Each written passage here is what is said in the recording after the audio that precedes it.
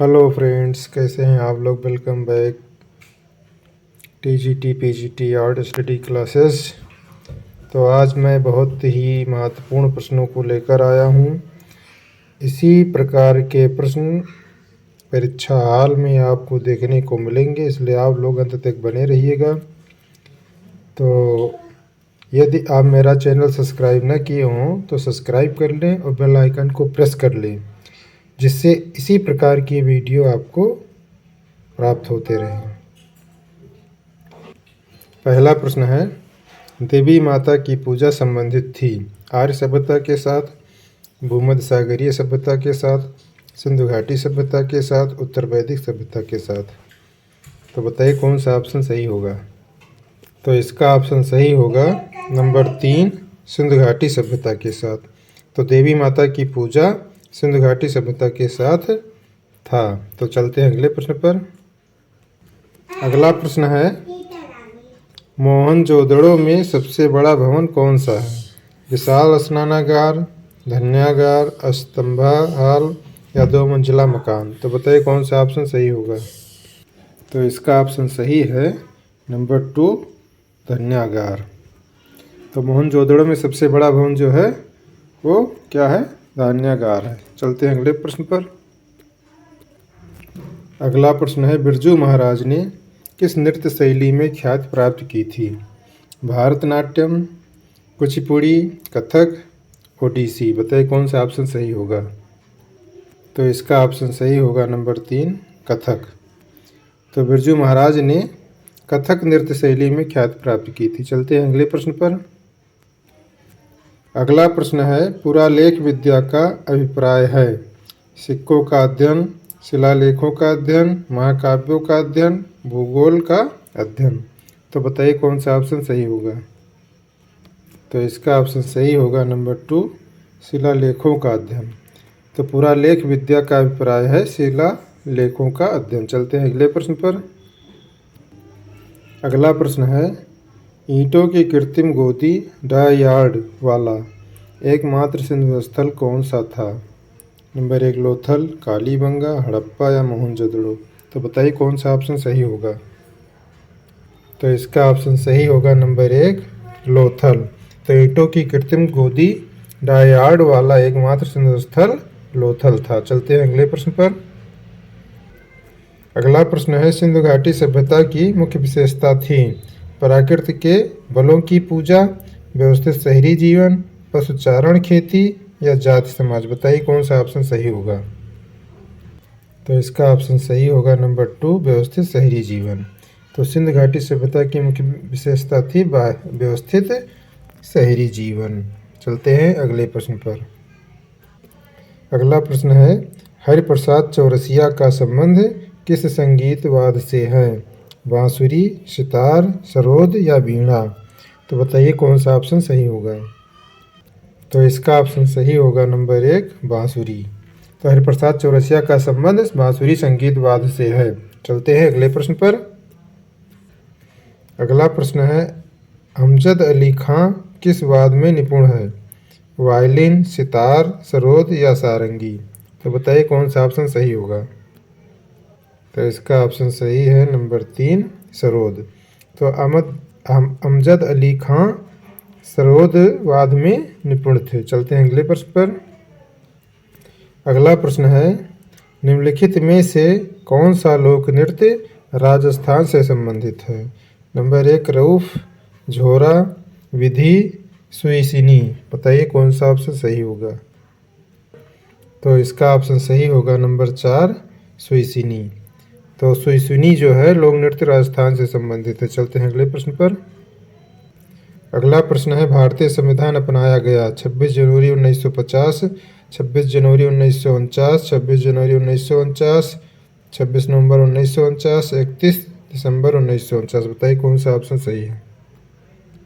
तो इसका option number 3 सही है, 26 नवंबर 1949 को। तो भारतीय संविधान अपनाया गया 26 नवंबर 1949 को। चलते हैं अगले प्रश्न पर। अगला प्रश्न है, निम्नलिखित में से भारतीय संविधान सभा का अध्यक्ष कौन था।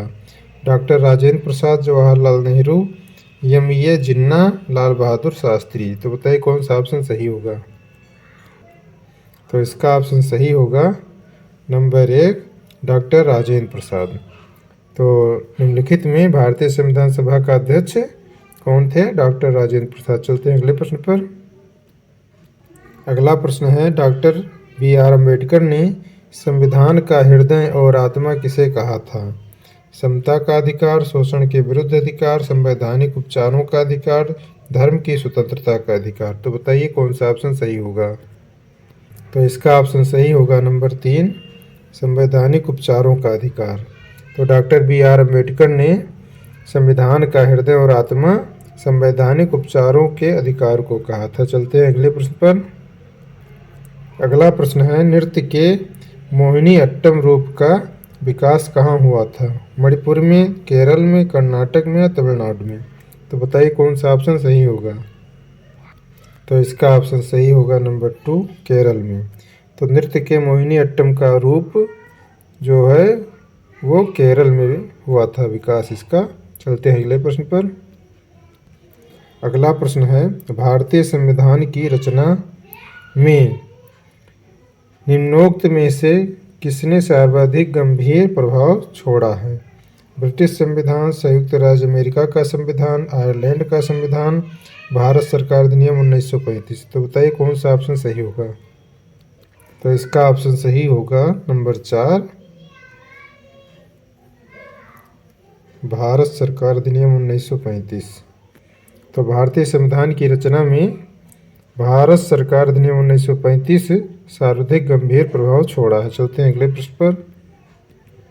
अगला प्रश्न है जुलाई 1946 में स्थापित संविधान सभा के सदस्यों में निम्नलिखित में से कौन शामिल नहीं था? Doctor Rajendra Prasad, KM Munshi, Mahatma Gandhi, Abdul Kalam Azad. बताइए कौन सा ऑप्शन सही होगा।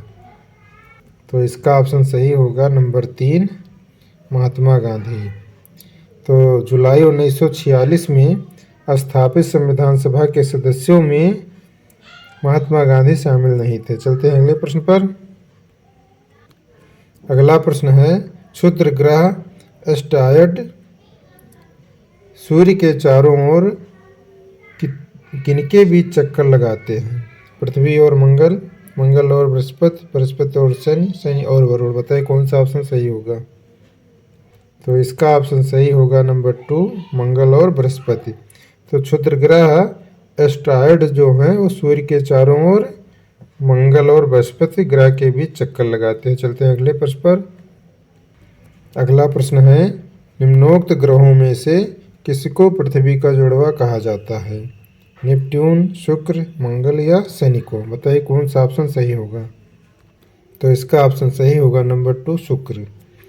तो जो शुक्र ग्रह है उसको पृथ्वी का जुड़वा कहते हैं। चलते हैं अगले प्रश्न पर। अगला प्रश्न है आकार के संदर्भ में वरुण हमारे सौर मंडल में किस स्थान पर आता है? पहले, दूसरे, चौथे या तीसरे। बताइए कौन सा ऑप्शन सही होगा। तो इसका ऑप्शन सही होगा नंबर 3 चौथे। तो आकार के संदर्भ में वरुण हमारे सौर मंडल में चौथे स्थान पर आता है। चलते हैं अगले प्रश्न पर। अगला प्रश्न है निम्नलिखित में से किस राज्य की सीमा म्यांमार से नहीं लगती है? मिजोरम, मणिपुर, नागालैंड, मेघालय। तो बताइए कौन सा ऑप्शन सही होगा। तो इसका ऑप्शन सही होगा नंबर 4 मेघालय। तो मेघालय जो है राज्य की सीमा म्यांमार से नहीं लगती है। चलते हैं अगले प्रश्न पर। बाकी अन्य राज्यों की लगती है। अगला प्रश्न है अंडमान और निकोबार द्वीप समूह की राजधानी क्या है? पोर्ट ब्लेयर, कवारती, माहे या आइजॉल। बताइए कौन सा ऑप्शन सही होगा। तो इसका ऑप्शन सही होगा नंबर 1 पोर्ट ब्लेयर। तो अंडमान और निकोबार द्वीप समूह की राजधानी पोर्ट ब्लेयर है। चलते हैं अगले प्रश्न पर। अगला प्रश्न है सूर्य की वाह्यतम परत को क्या कहते हैं? वर्णमंडल, प्रकाश मंडल, किरीट, कोरोना या स्थल मंडल। बताइए कौन सा ऑप्शन सही है। तो इसका ऑप्शन सही होगा नंबर 3 किरीट कोरोना। तो सूर्य की वाह्यतम परत जो है वो किरीट कोरोना है। चलते हैं अगले प्रश्न पर। अगला प्रश्न है, बृहस्पति का द्रव्यमान है लगभग सूर्य के द्रव्यमान का 10वां भाग, सूर्य के द्रव्यमान का 1000वां भाग, सूर्य के द्रव्यमान का 100वां भाग, सूर्य के द्रव्यमान का आधा। बताइए कौन सा ऑप्शन सही होगा। तो इसका ऑप्शन सही होगा नंबर 2, सूर्य के द्रव्यमान का 1000वां भाग। तो बृहस्पति का द्रव्यमान जो है वो लगभग सूर्य के द्रव्यमान का 1000वां भाग है। चलते हैं अगले प्रश्न पर। अगला प्रश्न है, भारत की सिलिकॉन वैली निम्नलिखित में से किस शहर में है। देहरादून, हैदराबाद, बेंगलोर या श्रीनगर। बताइए कौन सा ऑप्शन सही होगा। तो इसका ऑप्शन सही होगा नंबर 3, बेंगलोर। तो भारत की सिलिकॉन वैली निम्नलिखित में से बेंगलोर शहर में है। चलते हैं अगले प्रश्न पर।